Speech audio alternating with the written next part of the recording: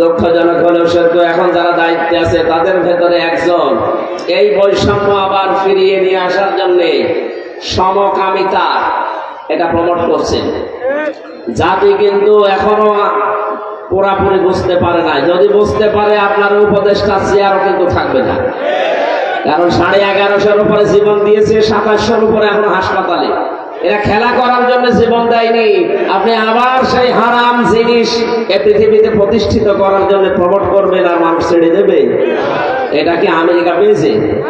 এটা 96% মুসলমানের দেশ। এক কথা বলেন না কেন? ইসলাম বহির্ভূত কোন কাজ এদেশে প্রতিষ্ঠা করার জন্য আবু সাইদ জীবন দেয় না। এক কথা বলেন না কেন? আবু সাইদ ছাত্র শিবিরের সাথী ছিল। সমন্বয়কদের ভেতরে 152 জন, তার ভেতরে 108 জন ইসলামী ছাত্র শিবিরের পরীক্ষিত কর্মী নেতা। এর পাচ্ছেন কোন জায়গা থেকে কি হয়েছে? আন্দাজে লাফান। 15.5 বছর তো কিছুই ছিঁড়তে পারেননি। যারা ছিঁড়েছে আমরা তাদেরকে তাদের মত অনুযায়ী দেশ চালাতে চাই। তারা যেহেতু ইসলাম ধ্বংস করার জন্য জীবন দেয়নি, ইসলাম যেন কায়েম হয়, ইসলামের নিয়ম নীতি, এই কারণে জীবন দিয়েছে, আর আমরা এটাই দেখতে চাই। এই জন্যই তো এত দ্রুত 15 থেকে 58% মানুষ ইসলাম চাচ্ছে। এমনি চাচ্ছে, এদের জীবনের পরীক্ষার কারণে। আমরা চাই রক্তের দাম দিতে। কথা বলেন। এখনো পর্যন্ত আবু সাইদের কবরের রক্ত শুকায়নি, এখনো মুগ্ধর কবরের রক্ত শুকায়নি। এখনো হাসপাতালের বেডে কেউ অন্ডকোষ হারিয়েছে, কেউ চোখ হারিয়েছে, কেউ পা হারিয়েছে। এই যে মাওলানা হাফিজ, আমি আরো গিয়েছিলাম 6 তারিখে হাসপাতালে। তার মা তার বোন দেখাচ্ছে যে এই যে আমার ছেলে 5 তারিখে গুলি খেয়ে অন্ডকোষ হারিয়ে ফেলেছে, কেউ চোখ হারিয়েছে, কেউ হাত হারিয়েছে। আসলে যে সমস্ত মানুষকে পুলিশেরা হত্যা করার পরে ভ্যানে তুলতেছে, আগুন লাগিয়েছে, এরপরও আপনার বিবেকের আয়না খোলে না। আপনি কি পুকুরে পোশাক করেছে? এখনো পর্যন্ত সালেমদের সাফাই গায়ে মানুষ বলে, আপা ঘাবড়াবেন না, আপনি ঘাবড়ালে আমরা নরম হয়ে যান, আপনাকে নরমই বানানো হবে। সুতরাং যে সমস্ত দফাগুলো সামনে আমরা দেখতে পাচ্ছি, গতকালকে এটা প্রকাশ হয়েছে। উপদেষ্টার ভেতরে একজন, আমি নাম নিলাম না, উনি 8টা-9টার সামনে দফা নিয়ে এসে এগুলো আবার প্রমোট করতে চাচ্ছেন। তার ভেতরে এটা একটা সমকামিতা। এই শব্দটা শুনলেই শরীরের ভেতরে কেমন যেন শিউরে ওঠে। এটা আল্লাহর পুরা সৃষ্টিকে পাল্টিয়ে দিয়েছে। পুরুষে পুরুষে নাকি বিয়ে করবে, নারীতে নারীতে বিয়ে করবে। ওরা এটা শরীফা হিসাবে বানাতে চেয়েছিল, আজ ওইটা অনেকে কায়েম করার জন্য। আমরা এরকম উপদেষ্টা দেশে দেখতে চাই না। হ্যাঁ, কথা বলেন না কেন?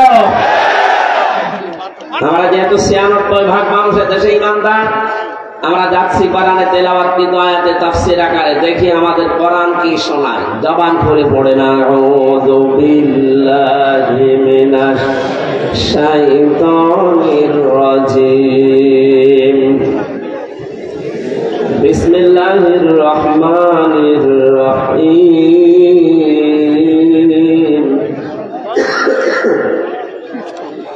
ওয়ালা ইয়াসরিকনা ওয়ালা ইয়াজনিনা ওয়ালা ইয়াকতুলনা আওলাদাহুন্না ওয়ালা ইয়াতিনা বিবুহতান। সূরা মুমতাহিনা শব্দের শাব্দিক অর্থ হচ্ছে পরীক্ষিতা নারী। কোন নারী? এই পৃথিবীতে যে সমস্ত নারীরা ইমানের পরীক্ষা দিয়ে উত্তীর্ণ হয়েছিলেন, তাদের ভেতরে 6 জনের নাম উল্লেখযোগ্য। একজন প্রথম যার নাম পেয়েছি, হযরতে আসিয়া। কি নাম? আরো জোরে বলেন। হযরতে আসিয়ার যে স্বামী ছিল পৃথিবীতে, এইরকম জল্লাদ মার্কা স্বামী দুনিয়ায় কারো হবে কিনা আমি জানি না, বা আছে কিনা। না আছে মানে না, ওর মতো স্বামী দুনিয়ায় কারো আসার কথা না। নিজের স্ত্রীকে হাতের ভেতরে ব্রেক লাগিয়েছে, পায়ের ভেতরে শলাকা লাগিয়েছে, এই গরম তেল ঢেলে দিচ্ছে মাথার উপরে, কপালের ভেতরে ব্রেক লাগিয়েছে। এই কঠিন অবস্থায় আল্লাহ রাব্বুল আলামিন জিবরাইলকে বললেন, জান্নাতটা নিয়ে তার সামনে ধরো। হযরতে আসিয়া জান্নাত দেখার পরে বলেছিলেন ইদখালাত রব্বি বিনিলি ইনদাকা বাইতান ফিল জান্নাতি ওয়ানাজ্জিনি মিন ফিরআউনা ওয়া আমালিহি ওয়ানাজ্জিনি মিনাল কওমিজ যালিমিন। মেয়েরা যারা এসেছেন, বহু মেয়ে লোক আসার সময় চোখে পড়েছে, এই জন্য আমি হাদিসটা সামনে আনলাম। এই আয়াতটা হযরতে আসিয়া ডাক দিয়ে বলেছিলেন, জিবরাইল, জান্নাত আল্লাহ পাঠিয়ে দিয়েছে। আমার এই অবস্থা দেখে আমার আল্লাহকে বলো জান্নাত নয়, যেখানে আল্লাহ আছে ওখানে একটা ঘর যেন আমার জন্য আলাদা ভাবে বানায়, যেখানে সব সময় বসে আমার মালিককে দেখা যায়। দ্বিতীয় নম্বরে হযরতে আসিয়া বলেছিলেন, হে আমার রব, আমার উপর স্বামীর এই অত্যাচার দেখে তোমার আবার যেন রাগ হয়ে না যায়, তোমার কাছে আমি মোনাজাত করছি, এই কঠিন অবস্থা থেকে যারা আমার উপর অত্যাচার চালায়, যাদের হুকুম মতো চালায়, যাদের হুকুমে চালানো হচ্ছে, সে আমার স্বামী, স্বামীর মন্ত্রীদের ভেতরে হামান।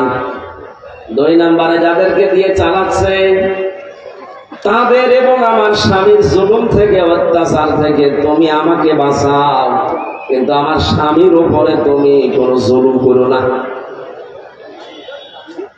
মা বোনেরা একটু খেয়াল করেন তো, এত বড় কঠিন ভয়ঙ্কর পরিস্থিতিতে এত বড় শাস্তি পাওয়ার পরেও তিনি স্বামীর জন্য বরদোয়া দেননি। নিজেকে বলছেন, আল্লাহ আমাকে তুমি বাঁচাও, কিন্তু স্বামীর উপরে গজব দিও না। আর আপনার জীবনে একটু কোনো কষ্টের ভেতরে আসলে আপনি আন্দাজে মুখ ফুটেই বলে ফেলেন যে তোমার বাড়িতে এসে কিছু পেলাম না। মানুষ আশা করছি আজ থেকে আপনি জীবনে শিক্ষা নেবেন। আল্লাহ যেন তৌফিক দেয় আপনাকে, জোরে বলেন আমিন। আরো 6 জনের নাম আছে তাফসিরে, আমরা সবগুলো বললাম না, নাম করটা বলছি কেন। এই সূরার নাম মুমতাহিনা। নারীরা যখন বিশ্বনবীর কাছে আসতেন, নবীজিকে আল্লাহ জানিয়েছিলেন 6টা শর্ত দেবেন তাদেরকে। তার ভেতরে অন্যতম এই যে আল্লাহর সাথে শিরিক করবে না। এটা যেহেতু কালকে রংপুরে আলোচনা করেছে, এই জন্য ওই পয়েন্টটা আমি আর বলছি না। দ্বিতীয় নম্বর, যারা আমার কাছে এসেছ তাদেরকে আমি শোনালাম, চুরি করবা না। কি করবা না? এটা কায়েম করার জন্য শুধু ওয়াজে হয় না। এই জন্য নবীজিকে আল্লাহ জানিয়েছিলেন, হে নবী, যে কথাগুলো এখানে একটা একটা করে আপনাকে শোনাচ্ছি, এটা জনগণকে যখন আপনি বাস্তবায়নের জন্য চেষ্টা চালাবেন, তখন আপনার হাতের ভেতরে ক্ষমতা লাগবে। এজন্য যেদিন তিনি হিজরত করবেন, ওই দিন আল্লাহ তাকে শিখিয়েছিলেন যে আপনি আমার কাছে আগে দোয়া করেন, আকুর রব্বি আদখিলনি মুদখালা সিদকি ওয়া আখরিজনি মুখরাজা সিদকি ওয়াজআল লি মিন লাদুনকা সুলতানান নাসীরা। বলেন আল্লাহু আকবার। আজ যে মানুষগুলো মনে করেন যারা দাড়ি রাখে, টুপি পরে, নামাজ আদায় করে, শুধু মসজিদ, খানকার, মাদ্রাসা নিয়ে থাকবে, তাদের পরিবার, সমাজ, রাষ্ট্রের দরকার নেই। তারা শোনেন, নবীজি কঠিন মুহূর্তে যেদিন হিজরত করার জন্য বাড়ি থেকে বের হবেন, এক মুষ্টি বালি হাতে নিয়েছিলেন। নবীজিকে জিবরাইল জানালেন যে আপনি শুধু সামনের দিকে ফিকে মারেন, সূরা ইয়াসিনের কয়েকটা আয়াত তেলাওয়াত করে। সূরা ইয়াসিনের কয়েকটা আয়াত তিনি তেলাওয়াত করার পরে সামনের দিকে মারলেন। যত মানুষ চারিদিকে দাঁড়িয়ে তরবারি নিয়ে পাহারা দিচ্ছিল, নবীজি বের হলেই হত্যা করবেন, তাদের চোখের কোণে কোণে এই বালি পৌঁছিয়ে দিয়েছে নবী নিজে, না আল্লাহ নিজে পৌঁছিয়েছে। কোরআনে কারিমে আল্লাহ নবীজিকে শুনিয়েছেন, ওমা রামাইতা ইয রামাইতা ওয়ালাকিন্নাল্লাহা রামা। হে নবী, আপনি তো বালি শুধু সামনের দিকে মেরেছিলেন, চারিদিকে যে বালি পৌঁছিয়ে গেল এটা কিন্তু আপনি করেননি, এটা করেছে আমার কুদরত। তাহলে আল্লাহ পাক যে নিজে কিছু করে নবীজির জন্য, এটা প্রমাণ। নবী তো সামনের দিকে মারলে সামনের কাফেরের চোখে লাগার কথা, পেছনে কারো কি করি? পুরাটা দায়িত্ব পালন করেছিল ওই সময় আল্লাহর কুদরত। সবার চোখে যখন বালি মাটি, যখন সবার চোখ জ্বলতে আরম্ভ করেছে, তরবারিটা ফেলে দিয়েছে। বিশ্ব নবীকে এই কঠিন মুহূর্তে আল্লাহ বলেন, আপনি দাঁড়ান। ডান পা দিয়ে যখন আপনি ঘরে প্রবেশ করেছিলেন, বাম পা দিয়ে এখন আপনি বের হয়ে চলে যাবেন। এই দোয়াটা পড়েন যে আল্লাহ তুমি আমাকে ঘর থেকে যখন বের করবে, নিরাপদে বের করে দেবে। রাস্তায় যতক্ষণ থাকবো আমি যেন নিরাপদে থাকি, এমন এক জায়গায় আমাকে পৌঁছাবে যেখানে পৌঁছানোর পরে একটা রাষ্ট্রীয় ক্ষমতা তুমি আমাকে দেবে, যার ভেতরে তোমার সাহায্য থাকে। এখানে শিক্ষা হচ্ছে নিরাপত্তা দেওয়ার একচ্ছত্র মালিকানা আল্লাহ। আর আল্লাহ নিজে নবীকে দোয়াটা শিখিয়েছেন যে আপনি বের হচ্ছেন কিন্তু নিরাপত্তা চান আমার কাছে, যে ঘর থেকে বের হলে আমি যেন নিরাপদে বের হতে পারি, পুরা রাস্তাটা যেন আমার জন্য নিরাপদ হয়।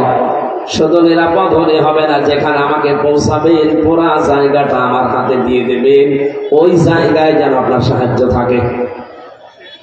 আর 15.5 বছরে যে অবস্থা আমরা দেখতে পেয়েছি, জোর করে যারা ক্ষমতা নিয়ে টিকে থাকার চেষ্টা করে তাদের ভেতরে আল্লাহর রহমত থাকে না। হাদিস আমরা শুনেছি জন্মের পর থেকে কোন মানুষ যদি দায়িত্ব চেয়ে নেয়, জোর করে নেয়, আল্লাহর রহমত তার থেকে তুলে নেয়। কিন্তু কোন মানুষ যদি নিজে দায়িত্ব নিতে চায় না, আল্লাহ পাকের পক্ষ থেকে আসে, তখন আল্লাহ পাক নিজে তার ভেতরে তার সাহায্য রাখেন। নবীজিকে দোয়া শেখাচ্ছেন কে? বলেন বলেন। আল্লাহ নিজে শেখাচ্ছেন দোয়াটা, যে এই দোয়া করেন, মিল্লা দুনকা সুলতান আল্লাহ সির, তুমি আমাকে এমন একটা রাষ্ট্রীয় ক্ষমতা হাতে দাও যার ভেতরে তোমার সাহায্য থাকে। তার মানে যিনি দোয়া কবুল করবেন তিনি শিখিয়ে দিচ্ছেন। আর আমার মনে হয় বাস্তবে দোয়ার প্রতিফলন 1500 বছর পর আজকের বাংলাদেশ এখন দেখতে পাচ্ছি। আজকেও আমাদের ইউসুফ আলাইহিস সালামের মতো যাদের চরিত্র, তাদেরও দরকার এগিয়ে আসা। 15.5 বছর আমরা দেখেছি কত কোটি টাকা বাইরে চলে গেছে। আজকে খায়রুল আনামের মতো, ডাক্তার শফিকুর রহমানের মতো, অধ্যাপক মুজিবুর রহমানের মতো এই মানুষগুলোকে যদি নিজেরাও তারা বলে যে আমাদের হাতে দে, আমাদের জনগণের দায়িত্ব তাদের হাতে তুলে দেওয়া। ইউসুফ নবী যেমন বলেছিলেন যে আমাকে দেন খাদ্যের দায়িত্ব, আমি সঠিকভাবে আঞ্জাম দিতে পারবো। খাবারের দায়িত্ব, খাবারের ঝুড়ি যতদিন আবু জেহেলের মাথায় ছিল ততদিন পর্যন্ত জনগণের ভেতরে না খাওয়ার অভ্যাস ছিল। যখনই মুহাম্মদ রাসূলুল্লাহ এই ঝুড়িটা নিয়ে আবু বকর ওমরের মাথায় তুলে দিয়েছে, ঝুড়ি একই আছে, শুধু মানুষ পাল্টিয়েছে। ওরা আরো জাহানে দেখা গেল কেউ আর না খেয়ে থাকেনি। জোরে বলেন আল্লাহু আকবার। আমরা তো এই বাস্তবতা পাইতাছি। খাবারের ঝুড়ি এতদিন যারা বহন করেছেন, আমরা দেখেছি 10 টাকা আসলে 8 টাকা খেয়ে ফেলেছেন। কথা বলেন। আমার দাদা আর চাচা মিলে প্রায় 21 বছর চেয়ারম্যান ছিল। বাস্তবতা আমি নিজে দেখেছি। দাদা হয়েছিল হয়তো ভোটের মাধ্যমে, কিন্তু পরবর্তীতে চাচা যে 3 বার এমনি। কেমন করবি এমনি, শুধু নৌকা মার কাটা নিয়েছে, শুয়ে আছে ঘরে। সকালে শুনছে তো চেয়ারম্যান কি গো, সব ফেরেশতারা দিয়ে গেছে। এই জন্যে তাদের চরিত্র সম্পর্কে আমি জানি, দেখেছি। 1 কোটি টাকা যদি খরচ করে 5 কোটি টাকা তারা তুলে ফেলেছে। কিন্তু যে মানুষগুলোর নাম বললাম, অধ্যাপক মুজিবুর রহমানের রাজশাহীর, ডাক্তার শফিকুর রহমান মৌলভী বাজারের, ডাক্তার খায়রুল আনাম এই নীলফামারীর, এই মানুষগুলো যদি দায়িত্ব নিতে পারে, এদের তার টাকা নেই যে 1 কোটি টাকা খরচ করবে। আপনাকে চাও হয়তো দিতে পারবে না, ভিডিও দিতে পারবে না, উল্টা করে নিজে তাকে আর চা খাওয়ানো লাগবে। তাহলে টাকা মারার অভ্যাস আসবে কোত্থেকে? চা বাজেট হবে, ওটা তো খরচ করবে। এর বাস্তব প্রমাণ আমরা দেখেছি সাতক্ষীরা। মুহাদ্দিস আব্দুল খালেক পুলিশ ধরতে গেছে, জিজ্ঞাসা করছে পুলিশ নিজে যে বাড়িতে আসার সময় দেখে জোয়ার আর নাঙ্গল নিয়ে আসতেছে মাঠ থেকে। আমরা এসেছি এলাকার এমপি কে ধরার জন্য। কে? আব্দুল খালেক। বলে চলেন বাড়িতে। বাড়ি দিয়ে দেখে টিনের বাড়ি, চারিদিকে বেড়া দেওয়া। পুলিশ আশ্চর্য হয়ে বলেছে, আমরা এই জীবনে প্রথম দেখলাম যে একটা এমপির বাড়ি টিনের, চারিদিকে বেড়া দেওয়া। সেই মানুষগুলোর উত্তরসূরি আজকে কিছুক্ষণ আগে কথা বলেছে, তাদের চরিত্রে চরিত্রবাণীরা, তারা এখন কবরে আছে। এই মানুষগুলো যদি ওদের মতো আচরণ করে, দেশে অভাব থাকবে না। নীলফামারীবাসী চুরি বন্ধ করার জন্য কিয়ামত পর্যন্ত যদি এসে ওয়াজ হয়, জীবনেও চুরি বন্ধ হবে না। চুরি বন্ধ করার জন্য মিল্লাদুনকা সুলতানান নাসীরা, রাষ্ট্রীয় ক্ষমতা লাগবে। সামনে সে সময় যেহেতু এসে পড়েছে, আর সুযোগ আমাদের সামনে, এটা যদি হাত ছাড়া হয়ে যায়, কিয়ামত পর্যন্ত পস্তাবেন। আপনি মনে করছেন না যারা আসবে ওরা চুরি করবে না? কে বলেছে আপনাকে? কে বলেছে আপনাকে? আগস্টের 5 তারিখের পর থেকে বাকি সময় দেখতে পাচ্ছেন না, থালা হাতে না পেয়ে অনেকে শুরু করে দিয়েছে। একটা পরীক্ষা চলছিল, অনেকেই ফেল করে গেছে। এই পরীক্ষায় যারা এখনো পর্যন্ত উত্তীর্ণ হয়ে আছে, পাশ করে আছে, এরপরও যদি আপনার বিবেক না খোলে, বুঝবেন আপনার বিবেক মরে গেছে। কোরআনে কারীমের বিধান আল্লাহ দিয়েছেন খেলা করার জন্য না। আস-সারিকু ওয়াস-সারিকাতু ফাকতাউ আইদিয়াহুমা জাযাম বিমা কাসাবা নাকালাম মিনাল্লাহ। আল্লাহ পাক বলেন, চোর যদি পুরুষ হয় নারী হয়, সাক্ষ্য প্রমাণে যদি ধরা পড়ে, তার হাত কেটে দাও। আজ বাংলাদেশে সেই 10 সালে যখন ধরা পড়েছিল,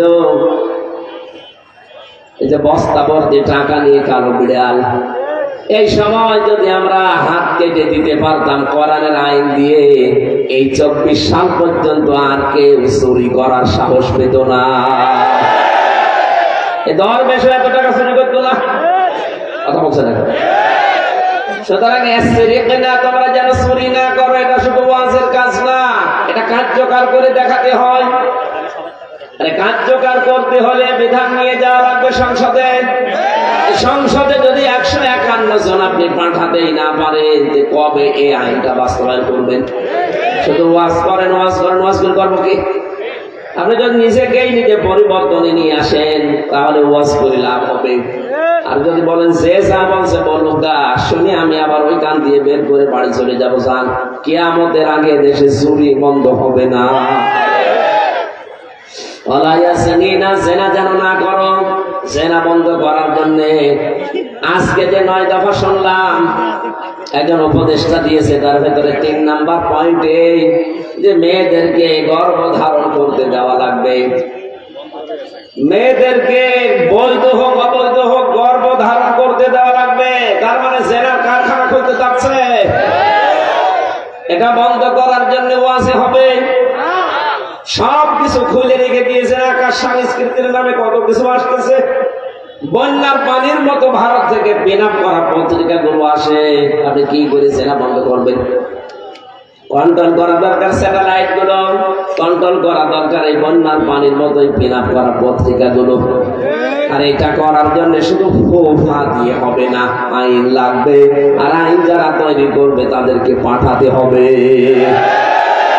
আপনাদেরকে আমি খুব সত্য কথা বলছি, হজ না করে আপনি হজের সওয়াব পাবেন, যাকাত না দিয়েও যাকাতের সওয়াব পাবেন, নামাজ না পড়েও আপনি নামাজের সওয়াব পাবেন। সূরা নিসা 5 নম্বর পারা 10 নম্বর পৃষ্ঠা 13 নম্বর লাইনে 85 নম্বর আয়াতে আছে, মাইয়াশফা শাফাআতান হাসানাতান ইয়াকুল লাহু নাসীবুম মিনহা ওয়া মাইয়াশফা শাফাআতান সাজ্জিয়াতান ইয়াকুল লাহু কিফলুম মিনহা ওয়া কানা আল্লাহু আলা কুল্লি শাইইন মুকিতা। বলেন আল্লাহু আকবার। রব্বুল আলামিন বলেন, কেউ যদি কোনো ভালো কাজে সুপারিশ করে, সাহায্য করে, সহযোগিতা করে, রায় দেয়, সমর্থন জানায়, ভোট দেয়, ওই লোকটা ভালো কাজ করে যে সওয়াব পাবেন, আপনি শুধু রায়কা দিয়ে সেই সওয়াব পাবেন। এখানে অনেক হামসাকরা মধ্যে উঠে বলবে আমি তো হজ করিনি, হজের সওয়াব তো আমার ফেরেশতারা মনে হয় ভুল করে লিখে ফেলেছে। রব্বুল আলামিন বলেন, হামসা আমি জানি তুমি হজ করনি, কিন্তু তুমি এমন মানুষকে রায় দিয়েছিলে, সমর্থন জানিয়েছিলে, সুপারিশ করেছিলে, ভোট দিয়েছিলে, যেই লোকটা তোমার ভোট পাওয়ার পরে ক্ষমতায় গিয়ে সংসদে হজের পক্ষে কথা বলেছিল। ধর্ম মন্ত্রণালয়ে যিনি দায়িত্বে আছেন এখন উপদেষ্টা ডক্টর আফম খালিদ স্যার, উনি বলছেন আমরা সব জায়গায়